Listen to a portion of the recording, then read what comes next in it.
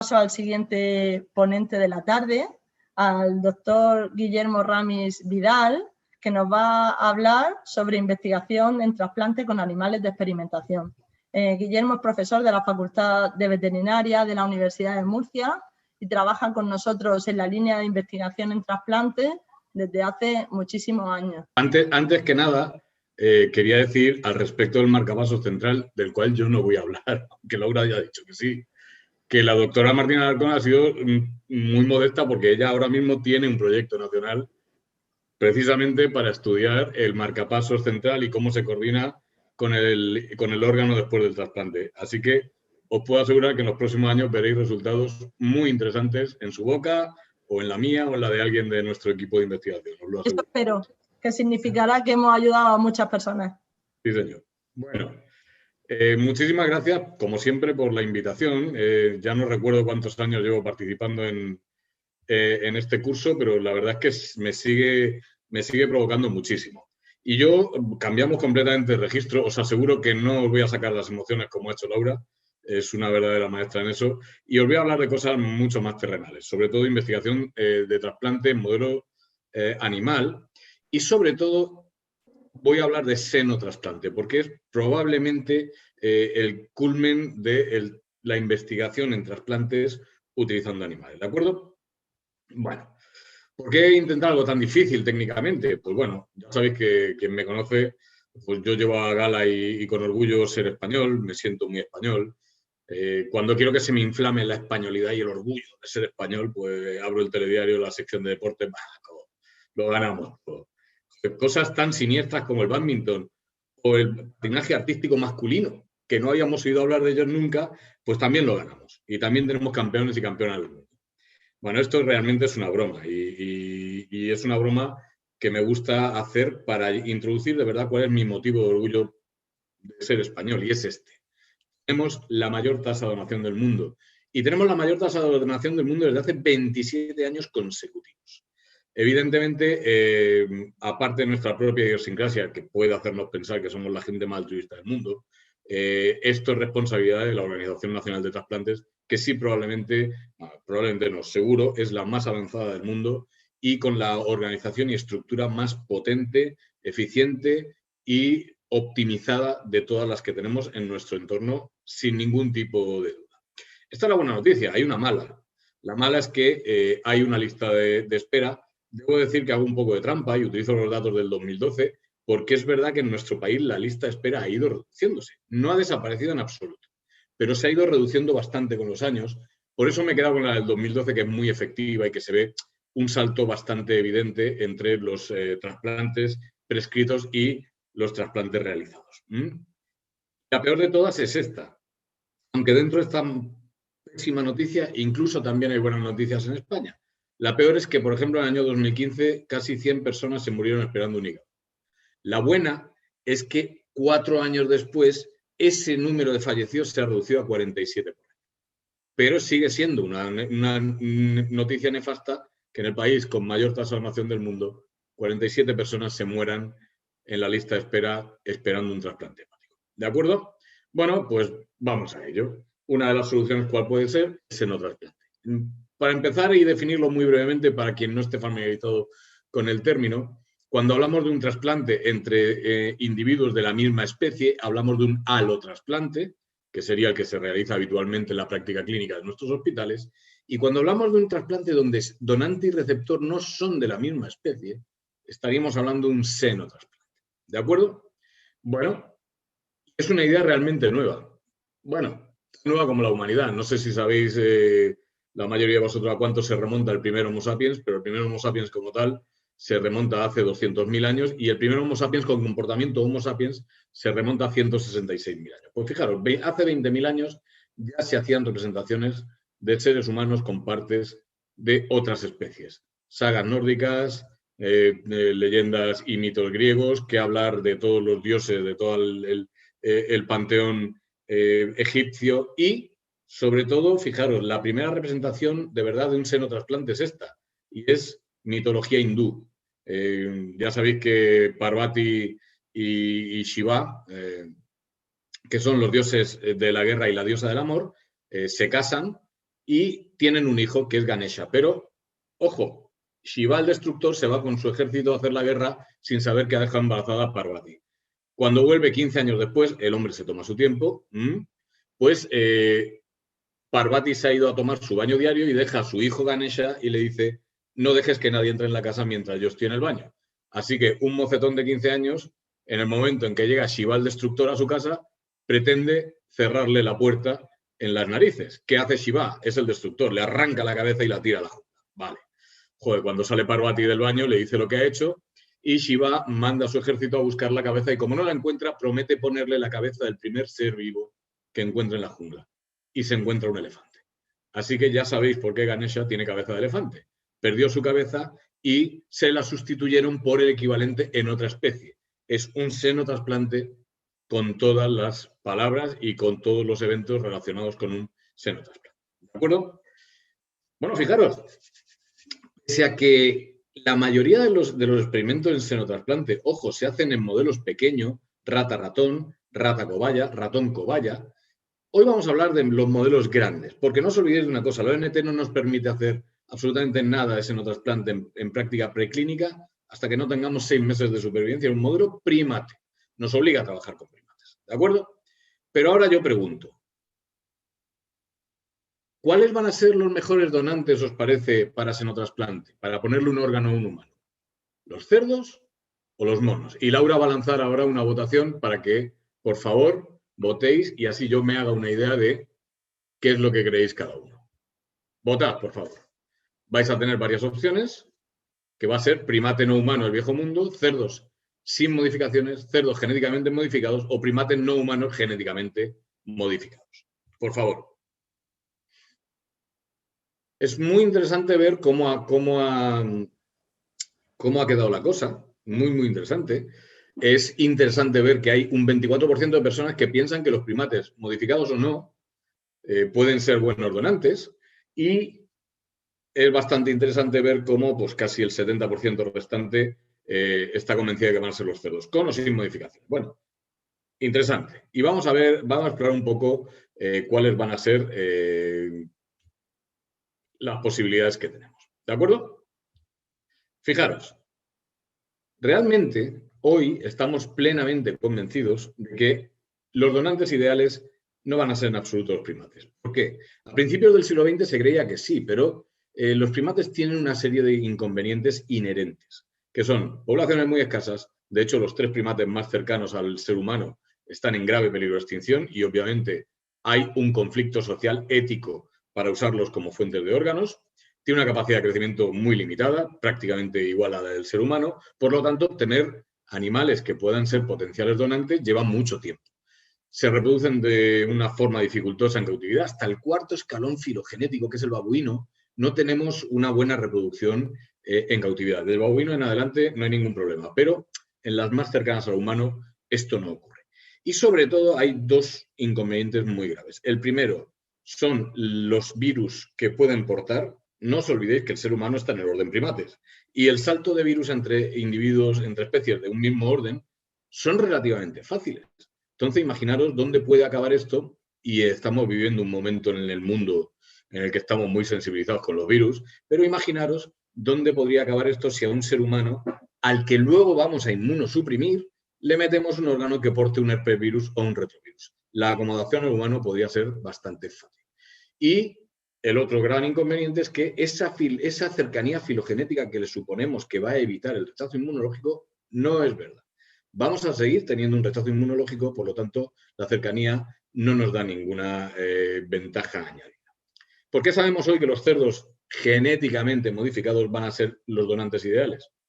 Pues evidentemente, muy fácil reproducción, 36 lechones por cerda y año no es ya ninguna locura. Crecimiento muy rápido, para que un cerdo le pueda donar el hígado a un ser humano de 80 kilos en 4 meses está terminado.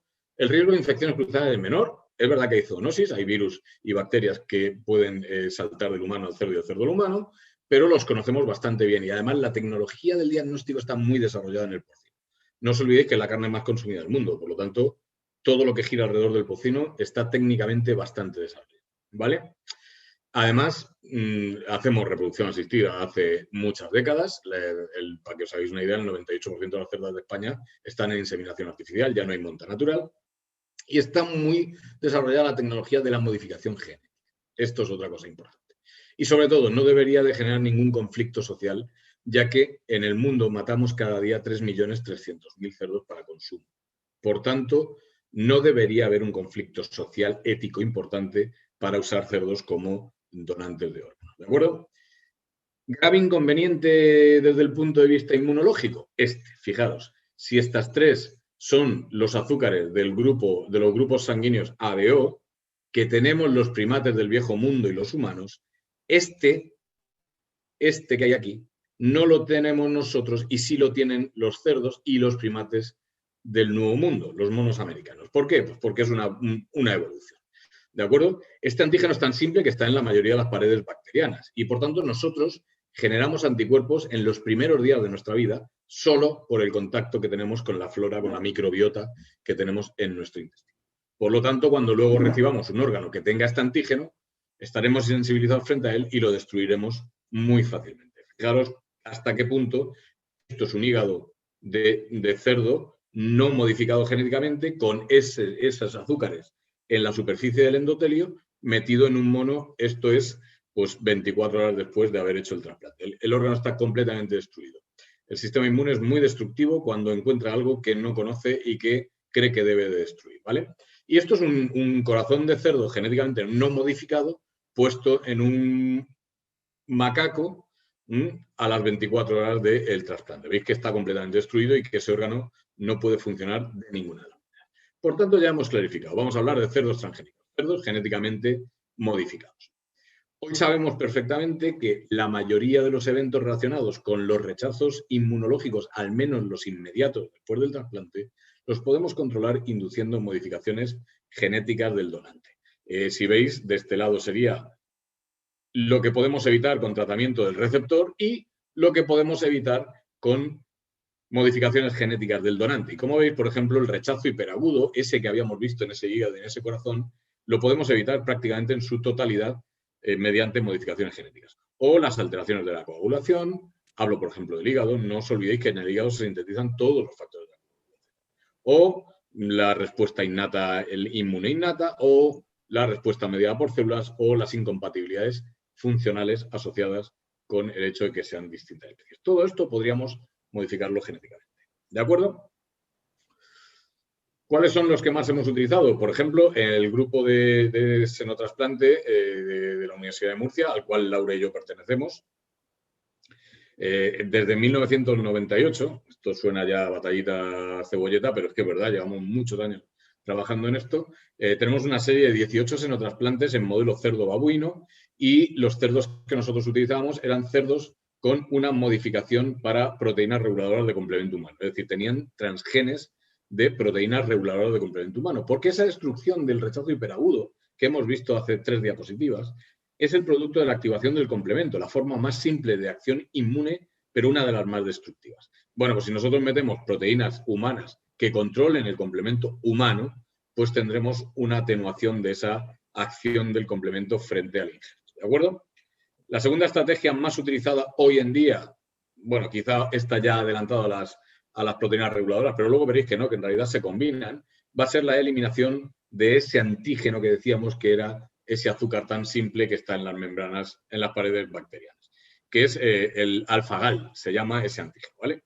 Pues esto es el producto de una enzima que termina ensamblando ese azúcar, que va a ser la galactosa alfa-1,3 galactosiltransferasa, que podemos eliminarla, podemos hacer animales que no tengan esa enzima, que serían los animales que denominamos GTKO o galactosiltransferasa knockout, y podemos tener otro tipo de animales que es que le metemos un transgen de una enzima que lo que hace es convertir ese alfa-gal en un grupo B. Bueno, ya limitamos la acción universal de cualquier ser humano y ya se limitaría solo a los seres humanos con grupo O y A frente a este antígeno, ¿de acuerdo? Más transgenes que se han metido, barrera de la coagulación, porque, insisto, el hecho de trasplantar, por ejemplo, un hígado, en la mayoría de los casos conlleva graves alteraciones, coagulopatías, que se pueden tratar de compensar con ciertos transgenes, inmunosupresión localizada, como por ejemplo el HLA-E, que sería el complejo mayor de histocompatibilidad clase 1 tipo E, que es el importante para la acción de las células NK. No os olvidéis que las células NK no piensan mucho y con que vean un complejo mayor de histocompatibilidad clase 1 diferente atacan. Y el problema es que el complejo mayor de histocompatibilidad clase 1 es propio de especie. Si nosotros dentro de un ser humano o de un primate ponemos un hígado de cerdo, estamos metiendo complejo mayor de histocompatibilidad clase 1 diferente. Ya es suficiente para que las NK se vuelvan locas. Podríamos tratar de regularlas con ese transgen. O con un transgen para CD47 que atenuaría la acción de los macrófagos, de los monocitos macrófagos y, por tanto, presentación. Otras modificaciones pues incluirían, por ejemplo, genes que lo que van a hacer es ayudar a evitar la acción de los... o a evitar ciertos fenómenos derivados de la isquemia reperfusión o activación de genes anti-apoptóticos. Debo deciros que ¿dónde estamos hoy ya? Hoy ya en Estados Unidos hay cerdos comerciales que hay una empresa que se llama Immunogen que te promete venderte el Pig 2.0, es decir, el cerdo 2.0, y en el cual aseguran que tiene 64 modificaciones genéticas. El problema es que como es un producto comercial, ellos se niegan a decir qué modificaciones genéticas tienen y por tanto tú vas a estar siempre trabajando a ciegas porque no vas a saber exactamente qué transgenes le han metido o qué genes le han apagado para poder trabajar con ellos, ¿vale? Vamos a ver un poquito dónde hemos llegado con el senotrasplante hepático en modelo animal y vamos a ir desgranando un poco cómo empezó todo esto. Fijaros, os decía que una cosa importante es obtener animales que potencialmente no vayan a infectar al receptor. Pues fijaros, esto es solo hay una forma de hacerlo que es generando animales que se denominan SPF o Specific Pathogen Free, libres de patógenos específicos, y esto solo hay una manera en cerdo de conseguirlo, que es con histerectomía a término. Fijaros, en un quirófano se extrae de una reproductora el útero, ahí dentro están los lechones, eso va metido en desinfectante, la madre nunca va a estar en contacto con los lechones, el nacimiento va a ser artificial, fijaros cómo estamos sacando los lechones de dentro del útero, eso hay que reanimarlo, eso hay que sacarlo a la vida, fijaros que esto es bastante importante. El de la barba, para que os hagáis una idea, soy yo hace 25 años nada más, no pasa el tiempo casi. Pero claro, el problema es que estos lechones son los mismos que los de al lado, ¿eh? Fijaros cómo se espabilan. Lo malo es que esto hay que darle de comer cada 2 horas. O sea que a partir de ahí hay que hacer una cría artificial. Fijaros, están metidos en incubadoras, ¿eh? Esto no os creáis que es fácil en absoluto. ¿Todo esto para qué? Para terminar obteniendo un donante libre de patógenos y para llegar a este punto. Fijaros cómo estamos en la fase anhepática de cerdo y de mono. Al mono le acaban de quitar el hígado, está esperando que llegue el de cerdo, simultáneamente en otro quirófano se está extrayendo el de cerdo para que este mono pase el mínimo tiempo posible en fase anhepática y ese hígado llegue más o menos para cuando este hígado de mono esté fuera, para implantarlo, ¿de acuerdo? Y fijaros cómo, efectivamente, pues... No, perdón. Fijaros cómo aquí se va a implantar ese hígado. Se va a empezar a colocar ese hígado. Este hígado es cerdo y esto es el mono, ¿vale? Y fijaros cómo una vez desclampada la circulación hepática, fijaros cómo se está llenando de sangre. ¿Veis? Esta es la zona que todavía está exangüe y aquí ya está empezando a circular la sangre. Esto es el milagro del trasplante. Pero además un milagro doble porque estamos mezclando dos especies muy dispares. Fijaros, en el año 2000 nuestro equipo, haciendo esta experiencia y con cerdos CD55-59, ya consiguieron una supervivencia de 8 días. De 8 días donde, sé que las fotos no son muy amables, pero no os olvidéis de una cosa. Los babuinos son animales salvajes, este animal tiene muchas vías puestas y obviamente lo primero que va a intentar va a ser arrancarse todo eso en cuanto se despierte. Por eso está en una silla de restricción.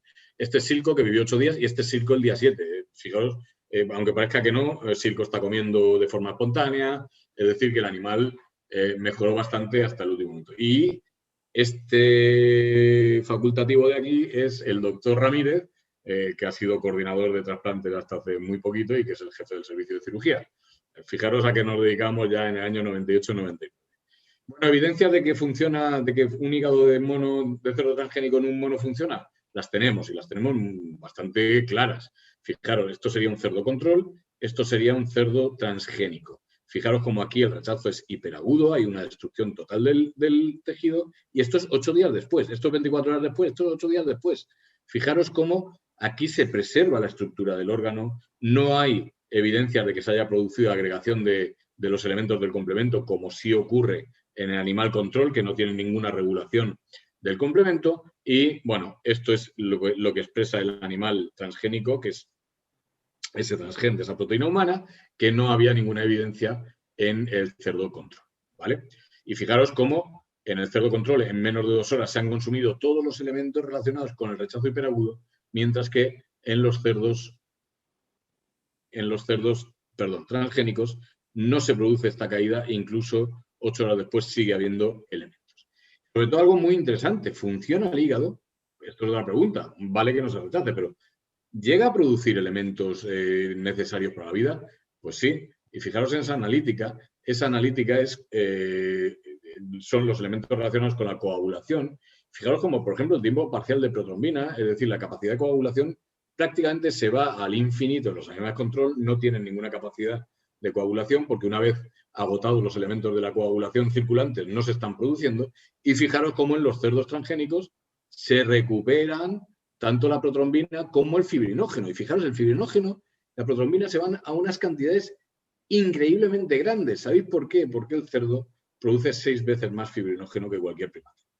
Y fijaros cómo en una electroforesis, si vemos las dos bandas correspondientes, esta sería la banda del cerdo, esta sería la banda del mono. Fijaros cómo a los 3 minutos ya se empieza a ver banda de cerdo y fijaros cómo a las 20 horas ya no queda banda de mono y todo el fibrinógeno que hay es de cerdo.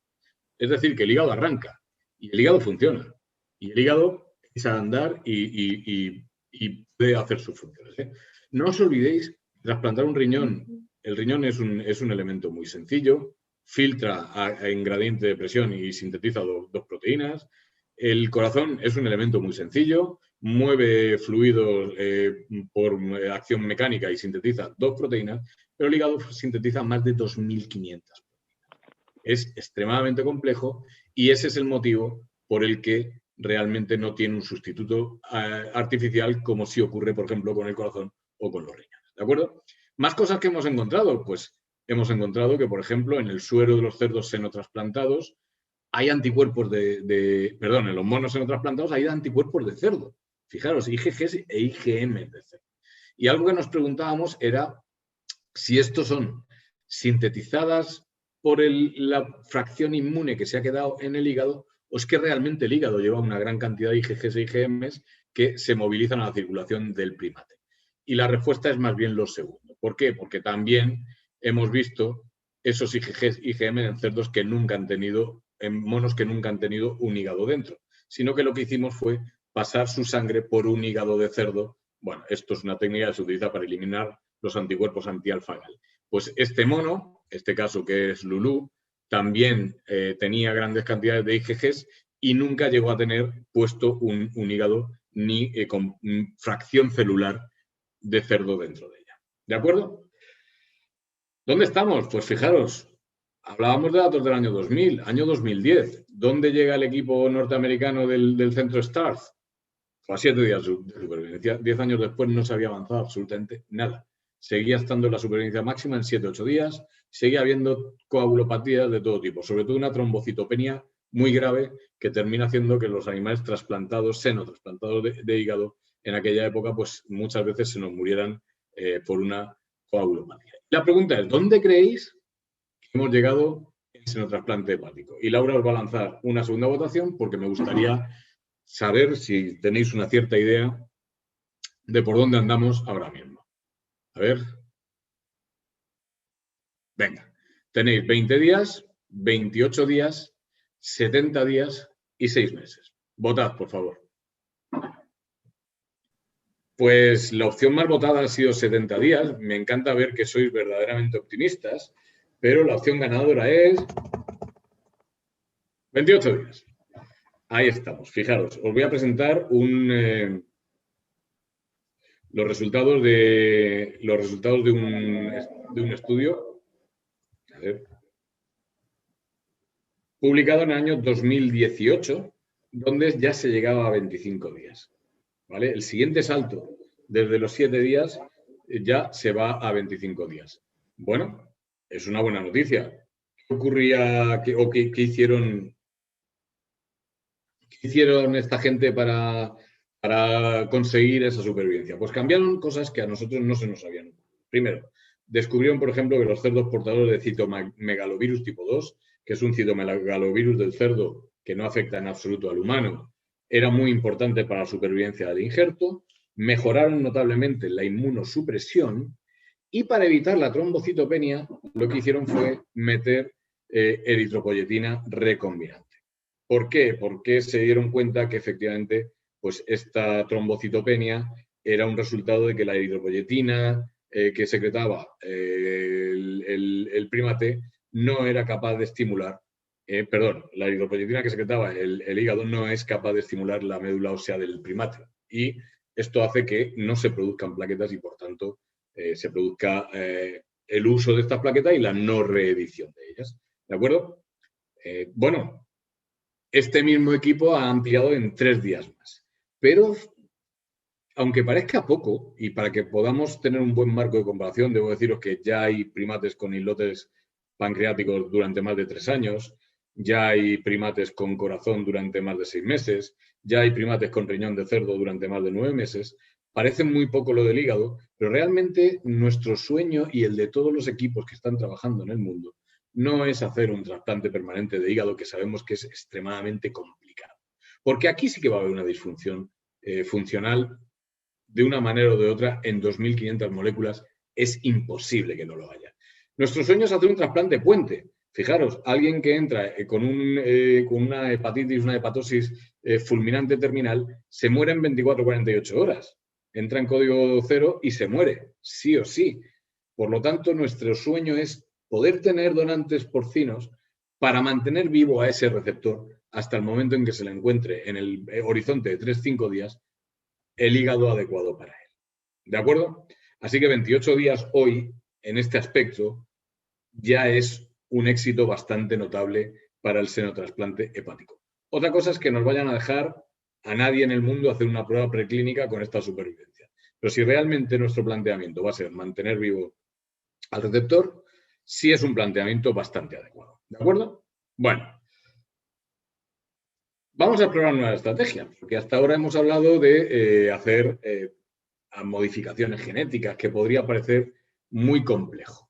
Vamos a explorar nuevas estrategias, porque, por ejemplo, una de las cosas que se nos planteaba era, bueno, nosotros tenemos cerdos genéticamente modificados, pero ¿funcionan todos exactamente igual? Es decir, un cerdo transgénico y, sobre todo, lo veremos al final de la charla, pero cerdos transgénicos no dirigidos, con transgénesis no dirigidas, que son lo que se puede hacer hoy con el CRISPR-Cas9, por ejemplo. Las transgénesis que se hacían hace 20 años eran bastante rudimentarias.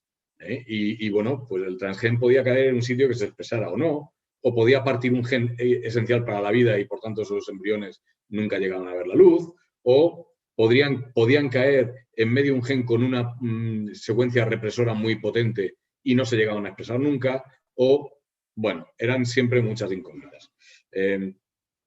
Fijaros que os voy a hablar de 2 cosas ahora. Primero, de la generación de donantes microquiméricos y la segunda, de la mejor selección de animales transgénicos de los que teníamos hace tiempo, de esos transgénicos para proteínas reguladoras de complemento humano. Insisto, hace 20 años trabajar con estos animales era prácticamente trabajar en la oscuridad. Para que os hagáis una idea, la prueba de compatibilidad que se hacía era un crossmatch sanguíneo, poco más, y además, para verificar que eran animales transgénicos para esa proteína reguladora de complemento humano, se tomaba primero una muestra de piel, se hacía una inmunocitoquímica, descubrimos que eso era muy poco representativo de cómo iba a funcionar luego el hígado, y luego pasamos a hacer biopsias del hígado para ver cuánto de CD55 expresaba, pero realmente esto era lesionar un órgano que es muy valioso y que luego vamos a trasplantar. Y no era una gran idea esto de andar haciendo biopsias. Por eso hace tiempo ya, en el marco de un proyecto Seneca, decidimos pues estudiar, ver si éramos capaces de interpolar con el ARN mensajero para esa proteína reguladora de complemento humano, interpolar la capacidad de evadir el rechazo hiperagudo que podría tener un cerdo. Y, sobre todo, nos proponíamos comparar tejidos valiosos, aquellos órganos susceptibles de trasplante, como eran el corazón, el riñón, el hígado, los pulmones o el intestino, con tejidos no valiosos como la piel, el músculo, la lengua, los linfonodos, el bazo, pero que nos dieran una idea, sin tocar los órganos valiosos, de qué capacidad tenían esos órganos de eludir de alguna manera ese rechazo hiperagudo. Fijaros, nosotros hemos estado trabajando con 5 cerdos transgénicos. 5 parece una N muy pequeña, pero no os olvidéis que estamos hablando de cerdos transgénicos procedentes de una época en la que esto era extremadamente valiosísimo. Para que os hagáis una idea, estos cerdos venían de Inglaterra, de una empresa que se llama Inmutran, que ya no existe, y cada cerdo venía, cada vez que viajaba, llevaba un seguro de viaje de $1 millón. Para que os hagáis una idea. Yo cuando viajo con un seguro de 20.000 euros ya me parece que estoy cubierto para todo, pues estos imaginados como venían, ¿vale? Bueno, pues con los tejidos que teníamos guardados de estos cerdos, nos propusimos desarrollar un protocolo de selección de animales para saber exactamente cómo se comportarían en un evento de rechazo hiperagudo. Bueno, ya os digo que tomamos todos esos tejidos de los que dijimos. Además, de la piel obtuvimos fibroblastos, porque luego queríamos hacer estudios in vitro con otras técnicas que os enseñaré. Y bueno, queríamos ver también la expresión proteica, es decir, no solo el ARN mensajero, sino luego cómo se verificaba eso en proteína.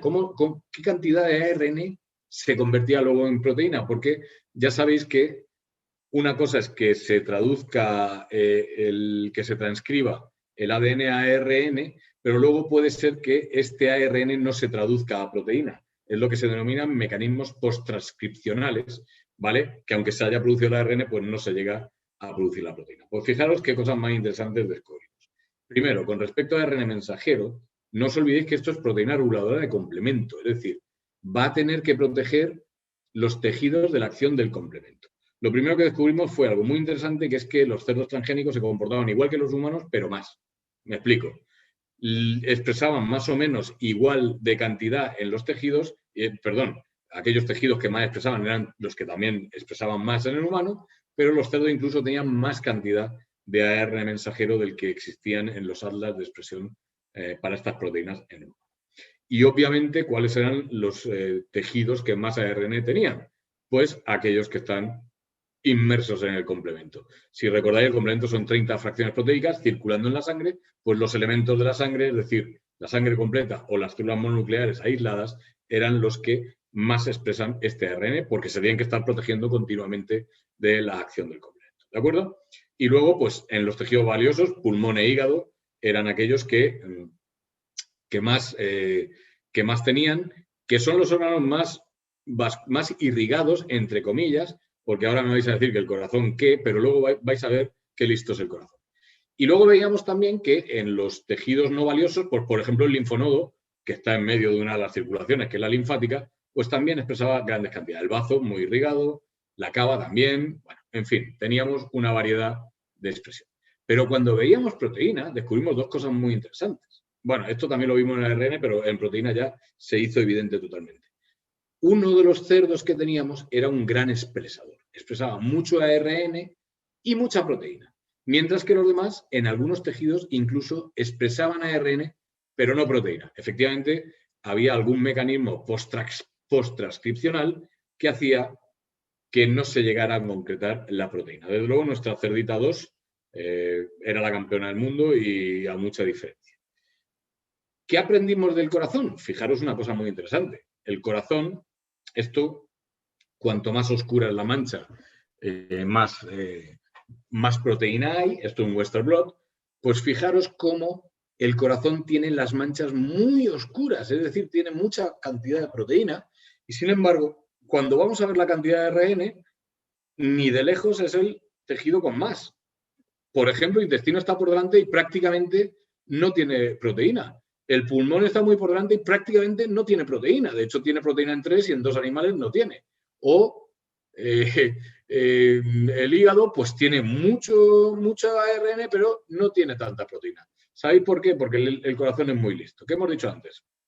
Realmente es un órgano muy simple y una capacidad de síntesis muy limitada. Pero toda la sangre del cuerpo pasa varias veces por minuto a través del corazón. Y todos los fraccionados del complemento también. Por lo tanto, ¿qué es lo que hace el corazón? Es muy listo el hígado. Una parte de lo que sintetiza lo libera la sangre en forma soluble de este CD55. ¿Y qué hace el corazón? Lo absorbe. Así no tiene que sintetizar. Todo lo que vaya circulando de CD55 trata de pegárselo al endocardio y así el endocardio está protegido frente a la acción del complemento. Fijaros qué bien diseñado está el sistema. Segundo objetivo que teníamos es no toquemos los órganos valiosos. Vamos a ver si los órganos no valiosos nos dan una idea. Y fijaros cómo encontramos correlaciones muy interesantes entre la lengua, el hígado, el corazón, el intestino, los pulmones o el riñón, la piel, el hígado y los riñones, el músculo y el hígado, o la sangre periférica con el hígado y los pulmones. Es decir, utilizando órganos periféricos, tejidos periféricos no valiosos, seríamos capaces incluso de predecir cómo va a funcionar. Porque otra cosa que nos planteamos fue, ¿realmente está correlacionada la cantidad de ARN mensajero con la protección? Y esto que hicimos fue, esto que veis aquí a la izquierda, son los gráficos de un análisis celular en tiempo real. Sembramos fibroblastos y los sometimos a la acción de anticuerpos y complemento de humano o de babuino. Y vimos la expresión de ARN mensajero frente a CD55 y descubrimos una cosa más interesante todavía. Nuestra cerdita 2, que es esta primera, expresaba de una forma muy diferente y tenía una capacidad de protección muy diferente frente a la acción de los anticuerpos y el complemento. Es decir, que a un perfil diferente de expresión de CD55 correspondía una capacidad superior de protección frente a la acción del complemento y de los anticuerpos. Bueno, bastante interesante, ¿eh? Nos daba igual, esto es con suero de humano, esto es con suero de babuino, nos daba igual porque ocurría exactamente lo mismo. Frente a dos especies de primates, los cerdos transgénicos se comportaban igual. Y la cerda 2 se comportaba con mucha diferencia con respecto a los demás, ¿vale? Las conclusiones eran fáciles. No todos los cerdos transgénicos expresan las proteínas de la misma manera. Es más, ni siquiera la expresión génica a veces corresponde con la expresión proteica, aunque esté correlacionada. La expresión génica en tejidos valiosos está correlacionada con la expresión génica en tejidos no valiosos, lo cual nos permite preservar esos órganos y hacer biopsias de cosas no valiosas como lengua, piel, linfonodos, bazo, y con esto obtener una información sobre los órganos que queramos trasplantar. Y además la expresión génica está correlacionada con la proteica, excepto con el corazón, y esto hay que tenerlo en cuenta. Porque el corazón tendrá más proteína porque es capaz de absorberla, ¿de acuerdo? Bueno, la otra estrategia que os voy a contar, hasta ahora hablábamos de cerdos transgénicos, pero ahora vamos a hablar de otro tipo de cerdos, que son cerdos quiméricos o microquiméricos. Esto no es una hipótesis nueva, y esto lo comprobamos gracias a un proyecto FISH, un Carlos III, entre el 9 y el 13, bastante interesante, donde lo que hicimos fue generar cerdos microquiméricos, poniendo células humanas en contacto con el sistema inmune de los cerdos antes de que decidieran qué es propio y qué es ajeno. La hipótesis es, si nosotros generamos cerdos que reconozcan complejo mayor histocompatibilidad clase 1 y 2 humano como propios, pues se va a producir una cierta tolerancia y no va a haber una destrucción del tejido de ese cerdo como donante, ¿vale? Bueno, realmente, pues esto también lo plasmamos en distintas publicaciones, ¿vale? Y aquí, pues lo que queríamos era inyectar células humanas en cerdos que generan tolerancia frente a complejo mayor histocompatibilidad clase 1 y 2, determinar cuáles eran microquiméricos y hacer un senotrasplante para comprobar que esto era así de verdad. O utilizar técnicas in vitro que nos lo indicaran. Y aquí viene nuestra tercera y última pregunta, que es: ¿a qué edad creéis que reconoce un feto de lechón inmunológicamente lo ajeno y lo propio? Recordad que a partir de ahí todo lo que considere ajeno lo trata de destruir y todo lo que considere propio lo tolerará. Venga, vamos para adelante. La mayoría ha respondido, yo creo que paramos aquí ya, ¿no? La mayoría... ¿Qué? Que decía que cuando tú dijeras, pero ya está, ya he parado. Vale, perfecto.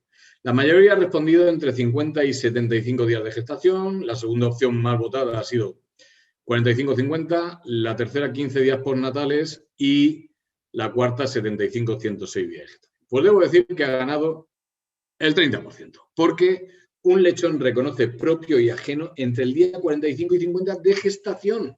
Se produce un reconocimiento intrauterino. Y aquí es donde viene la gracia de este experimento, ¿vale? Porque fijaros, claro, he pasado esta información rápido porque no quería que leyerais esto, porque ya era un truco. Inyección intrauterina. Si nosotros queremos meter células en un cerdo antes de que reconozca propio y ajeno, tenemos que metérselo antes del día 50 de gestación. Para que os hagáis una idea, la gestación de una cerda dura 114, 115 días, como máximo. Así que a menos de la mitad de la gestación hay que meterle una inyección. ¿Sabéis lo que mide un feto de cerdo en día 50 de gestación? 3,5 centímetros. Esto. ¿Vale? Bueno, pues ahora hay que acertar dentro del útero y meterle células humanas. Una cosa que está bien.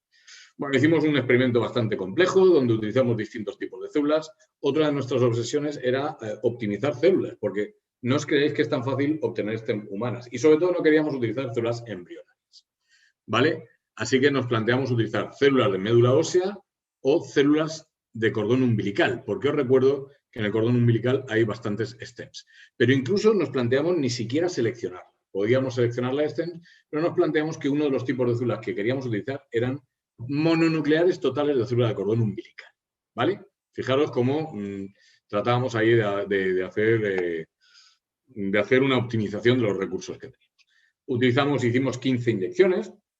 Debo decir que utilizamos dos tipos de cerdas y descubrimos que unas de ellas eran absolutamente inválidas para este experimento porque nos abortaron todas. Fue un genotipo Landras puro, ¿vale? Las otras eran un cruce de las razas Landras-Larwhite, que es el más frecuente en producción porcina hoy, y estos animales mucho más rústicos, mucho más duros, no abortó prácticamente ninguno de ellos, ¿vale? Estos son el número de células que metimos y no os olvidéis que una célula puede gestar pues entre 12 y las más hiperprolíficas de hoy hasta 25-26 lechones, pero claro, si tú matas toda una camada o un número importante de lechones, cesa la gestación. Con lo cual nos planteamos que como máximo en cada gestación íbamos a pinchar 4 lechones como máximo. ¿De acuerdo? Hicimos algunas pruebas en día 75, simplemente para ver los abordajes y para ver si éramos capaces de llegar al sitio. Este es el protocolo que hay que hacer para pinchar una cerda in útero en el día 50 de gestación. Fijaros cómo es una cosa bastante intensa. Nuestros pacientes tienen 250 kilos, se manejan con grúas, es una cosa bastante interesante. Por todo lo demás, protocolo anestésico, inducción con parenteral, vía intravenosa en el seno retroftálmico, mantenimiento con inhalatoria, isoflurano, preparación de los campos y abordaje ecoguiado. Este es Manolo Reus, que era el jefe del servicio de diagnóstico por imágenes de la Risaca.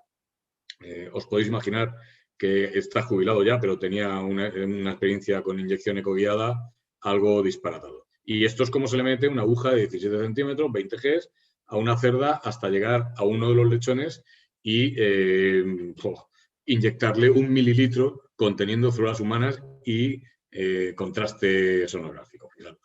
No, aquí podían pasar varias cosas. Podíamos tener... Ahí va.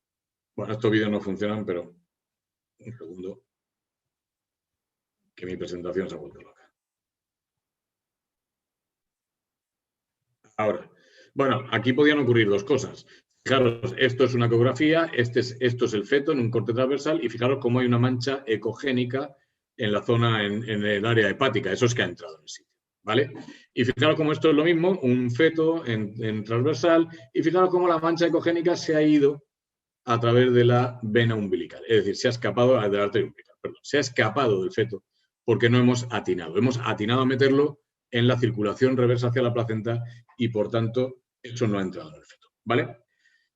A partir de ahí, ¿qué hacíamos? Bueno, a partir de ahí, una vez en el nacimiento, a las 2 semanas le tomábamos sangre, determinábamos por citometría de flujo si había células con complejo mayor histocompatibilidad clase 1 humanas y determinábamos un gen humano que es el gen ALU, que es muy repetido en las células pues para aumentar la probabilidad de encontrarlo, ¿vale? Solo para saber si había células con ADN humano, ¿de acuerdo? Al mes y medio le hicimos una ELISA albúmina humana, porque claro, nuestro sueño ya era que esas células hubieran caído en el hígado, en el feto del hígado, en el hígado del feto, perdón, y se hubieran convertido en hepatocitos. Eso ya hubiera sido el recolmo.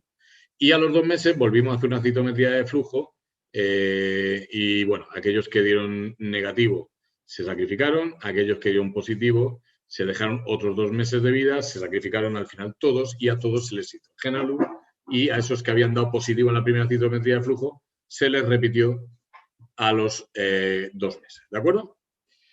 Bueno, fijaros, ¿se puede hacer? Sí, claro que se puede hacer. Esto, insisto que los vídeos no sé por qué han dejado de funcionar.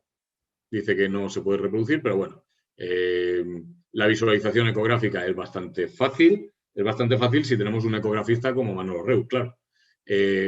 Tuvimos varias inyecciones que fueron negativas, que consideramos negativas porque veíamos claramente cómo el contenido ecogénico se escapaba del feto. Por lo tanto, sabíamos que no había entrado en el animal. Y tuvimos pues más de un 85% de positivas.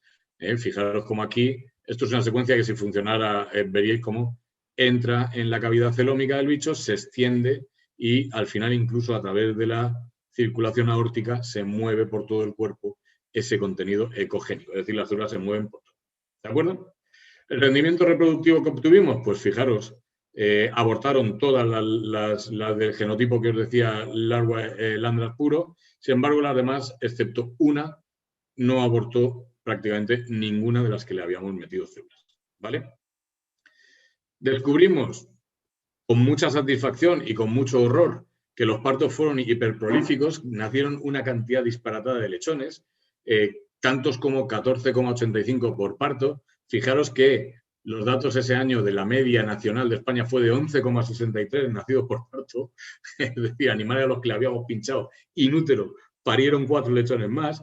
Si lo comparamos incluso con la media de Dinamarca, porque este genotipo es danés, eran cerdas comerciales danesas traídas de Dinamarca, pues incluso tuvimos mejor prolificidad de la que tenían esas cerdas en Dinamarca. O sea, tuvimos una barbaridad ingente de lechones que no os podéis ni imaginar. Y ahora viene lo interesante, y resulta que en 13 de ellos encontramos células circulantes a los 15 días con complejo mayor de histocompatibilidad clase 1, que procedían sobre todo de 2 pinchazos. Pero, fijaros, en una de las inyecciones 4 lechones y en la otra 9. ¿Cómo podía ser esto? Pues esto podía ser porque descubrimos, y simultáneamente otro equipo australiano descubrió lo mismo, que se produce tráfico de células entre los fetos. Nosotros pinchábamos 1 o 2 en cada cuerno y entre esos lechones había tráfico de células. E incluso luego descubrimos, porque encontramos ADN humano en las cerdas, que también había tráfico de células hacia las madres. ¿De acuerdo? Y cuando hicimos el GENALU, ¿qué descubrimos? Pues descubrimos que había muchísimos más animales que tenían ADN humano en sus tejidos, en sangre, en riñón, en hígado o en corazón, lo que confirmaba efectivamente que había tráfico de células seguro entre los compañeros de camada en los distintos cuernos, ¿vale? Otra cosa interesante que descubrimos también, que obviamente pues había más probabilidad de encontrar ADN humano en los animales que tenían citometría de flujo positiva, es decir, a los que le habíamos encontrado células circulantes con complejo mayor de histocompatibilidad clase 1, que aquellos en los que no había, porque aparentemente, pues bueno, la distribución era relativamente homogénea y por tanto, pues los que tenían en sangre tenían más probabilidad de que se hubieran alojado también células en los tejidos. Y otra cosa interesantísima, porque hacíamos PCR cuantitativa del GENALU, no os olvidéis.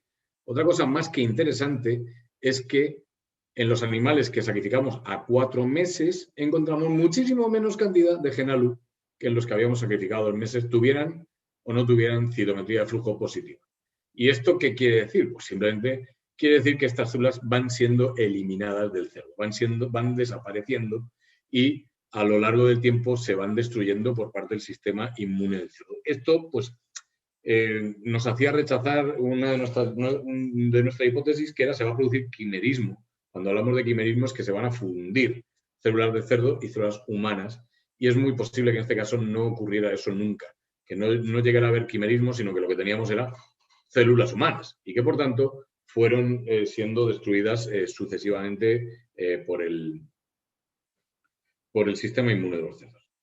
Pero descubrimos otra cosa, como mínimo, también interesante, y es esto, que encontrábamos las únicas células que encontrábamos con complejo mayor de histocompatibilidad clase 1 en la inmunocitoquímica eran hematíes, células rojas sanguíneas.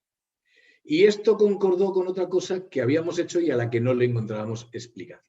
Y es que los animales donde encontrábamos ADN humano tenían mucha menos propensión a sufrir hemólisis cuando sus hematíes se enfrentaban a anticuerpos y complemento de primates.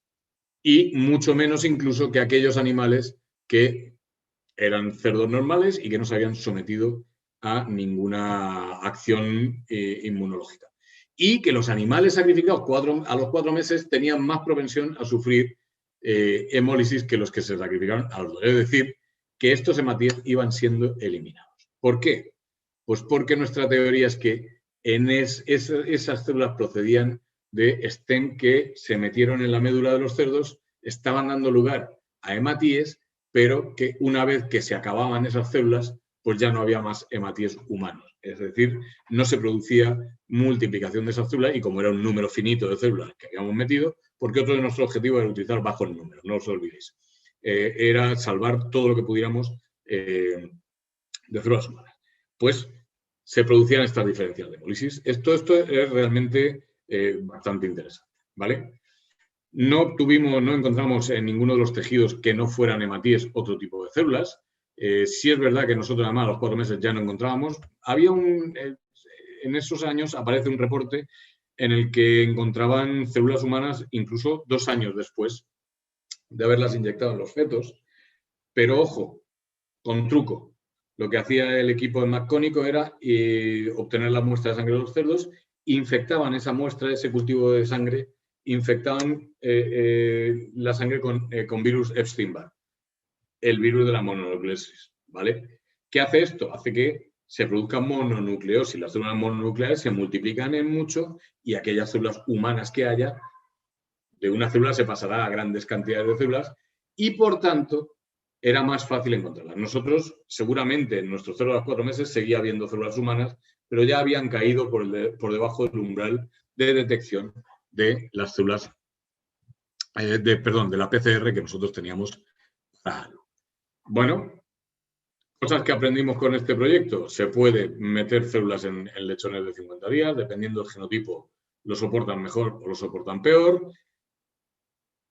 Se quedan y además se mueven entre los fetos compañeros de camada de los cuernos uterinos, pero realmente dudamos que estos animales fueran aptos para ser donantes para ser tratados. Es decir, todo lo que hicimos in vitro nos indicaba que su capacidad de superar el rechazo hiperagudo era, en cierto modo, bastante limitada, lo cual nos indica que solo la estrategia de utilizar microquimerismo no será suficiente para poder sobrepasar las barreras inmunológicas que nos ofrece que nos produce el xenotrasplante, ¿vale? Aparte que la duración del microquimerismo que nosotros detectamos, pues hacía inviable utilizar esos lechones más allá, pues, de los 2 meses de vida. Es verdad que debo deciros que a los 2 meses de vida un lechón pesa ya 25 kilos, es decir, sería un buen donante pediátrico, por ejemplo, pero no sería un buen donante para un ser humano o ese hígado sería realmente pequeño. Y evidentemente, pues esta estrategia nos indicaba que hay que seguir buscando un poquito más. Y hay que seguir buscando un poquito más hasta el punto de llegar a la era del CRISPR-Cas9. Ya sabéis que estamos todos deseando de una vez, iba a decir casi un taco, que le den el Nobel al doctor Mújica, que es el inventor de la CRISPR-Cas9 y que está a 50 kilómetros de aquí, en la Universidad de Elche. Y realmente pues no termina de llegar. No sé exactamente por qué, pero todos estamos deseando que le reconozcan el mérito que tiene el CRISPR-Cas9. Ya sabéis que el CRISPR-Cas9 es una metodología de transgénesis dirigida. Es decir, sabemos dónde queremos meter el transgen, o sabemos qué gen queremos silenciar, o sabemos qué gen silenciar y qué gen meter, y esto es siempre dirigido con una guía de ARN que va a meterlo en el sitio correcto, ¿vale? Ya sabéis que esto le llaman edición génica, es un poquito tosca la definición, le llaman el corto y pego genético, pero sí es verdad que por ahí andan los tiros, que es un poquito por donde va a ir. Simplemente esto normalmente se va a hacer o en células primordiales o en cigotos. A partir de aquí tienen la dificultad añadida de que hay que conseguir que esos cigotos se conviertan en embriones y cultivarlos y transferirlos. Y hacer una gestación subrogada en una cerda receptora, que se obtengan los lechones, etcétera, etcétera, etcétera. De hecho, nosotros pedimos un proyecto donde se mezclaba CRISPR-Cas9 y clonación, y el ministerio nos dijo que esperábamos unos años, que lo mismo, si eso dentro de unos cuantos años, esto tenía aviso de poder ser mucho más fácil. No os equivoquéis, desde el año 14 ya se están produciendo animales modificados por CRISPR-Cas9 con el objetivo de ser donantes en xenotrasplante. ¿Cuáles son las modificaciones más frecuentes? Y esta, por ejemplo, esta es la modificación que nosotros queríamos hacer en el proyecto que presentaba Carlos III, que era, pues, si recordáis, hablábamos de animales GTKO, animales a los que se le había silenciado el gen de la alfa-1,3 galactosiltransferasa, ¿vale? Pero que hasta ahora se había silenciado un poco con hacha, ¿vale? Estilo vikingo, cortando de una forma un tanto ruda. Bueno, pues esto nosotros lo que queríamos era cortar de una forma muy específica, ¿vale? Para obtener animales GTKO que no expresan el alfagal, pero habiendo controlado nosotros. Incluso ya luego nos planteamos más cosas, pero bueno, este era el inicio. Y esto ya se ha estado utilizando. De momento también debo deciros que, por ejemplo, no se han obtenido grandísimos resultados con animales modificados por CRISPR-Cas9. Tenemos la ligera sospecha de que ese PIC 2.0 del que habla Immunogen están producidos por CRISPR-Cas9, pero de nuevo vuelve a ser el know-how de la empresa y se niegan a decirte cómo han producido la modificación. De aquí en adelante, ¿qué más? Pues hay muchísimas más cosas. Podríamos hablar del xenotrasplante en descelularización. Ya sabéis que hay ahora mismo otra corriente que lo que pretende es coger órganos, descelularizarlos, es decir, dejar solo el estroma arquitectónico, el estroma fibroso, y ahí sembrar stems, que podrían ser stems del propio receptor o stems de animal, por ejemplo, para reconstruir un órgano. ¿Esto en qué momento está ahora mismo? Pues ya se han conseguido hacer corazones de rata, pero no os olvidéis que el corazón de una rata pesa 3 gramos.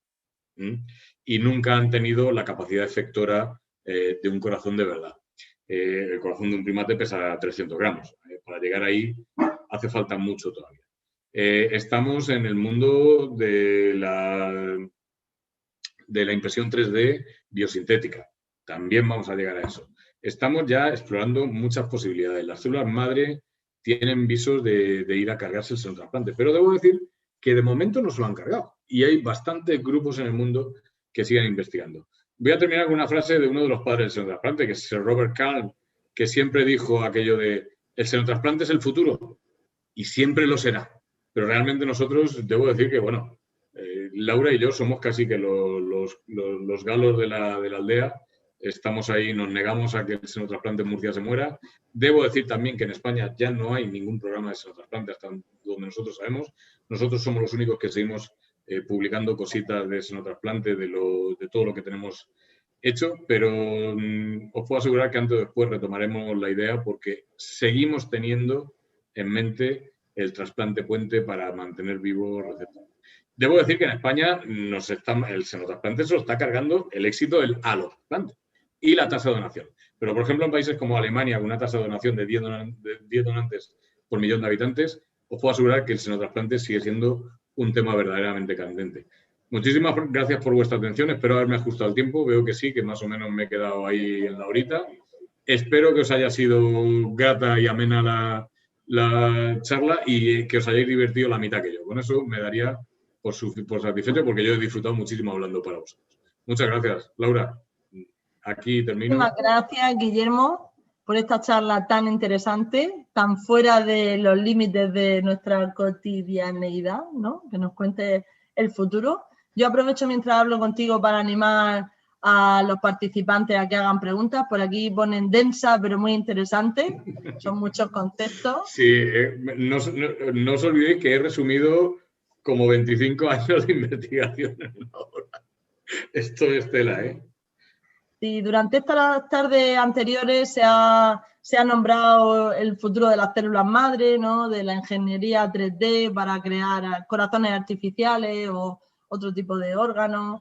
Y bueno, ya me ha respondido a la pregunta, ¿no? De dónde está el futuro, ¿no? Por dónde vamos a avanzar. Claro, ¿no? fijaros, una de las limitaciones de las células madre era el conflicto ético de que las primeras investigaciones solo funcionaban con células madres procedentes de embriones humanos. Y esto generaba realmente un conflicto ético-social muy importante.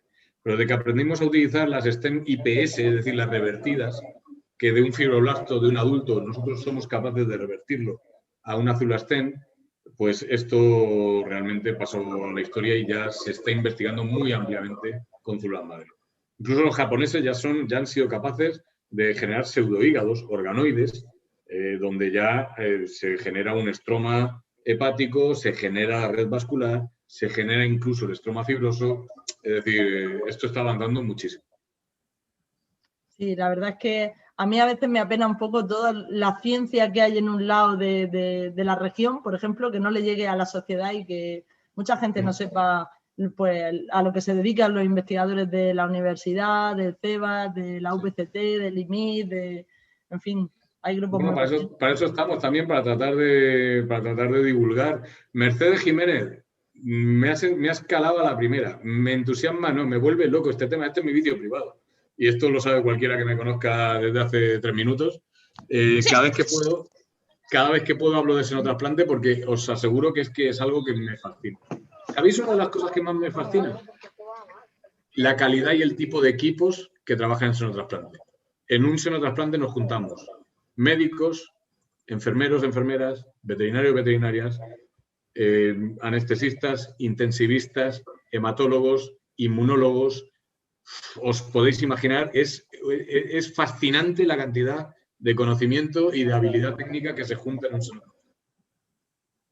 Yo creo que es muy importante, aunque todavía esté un poco lejos, es muy importante seguir avanzando porque ahí está el futuro.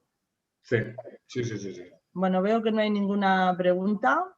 Agradecerte tu intervención tan interesante. Muchísimas gracias por estar aquí esta tarde con nosotros y contarnos esa ventanita de investigación sobre donación y trasplante que os dedicáis, nos dedicamos, me pongo ahí un poquito, y animaros a que sigáis pidiendo proyectos y estando ahí en el límite y en el borde. Que sepáis que el senotrasplante tiene más implicaciones para mí porque han sido realmente un punto extremadamente importante en mi vida, por la gente que he conocido y por dónde me ha llevado. Y cada vez que queráis, desde luego yo vendré a hablar de senotrasplante. Muchísimas gracias por la invitación y buenas tardes a todos. Muchas gracias, Guillermo.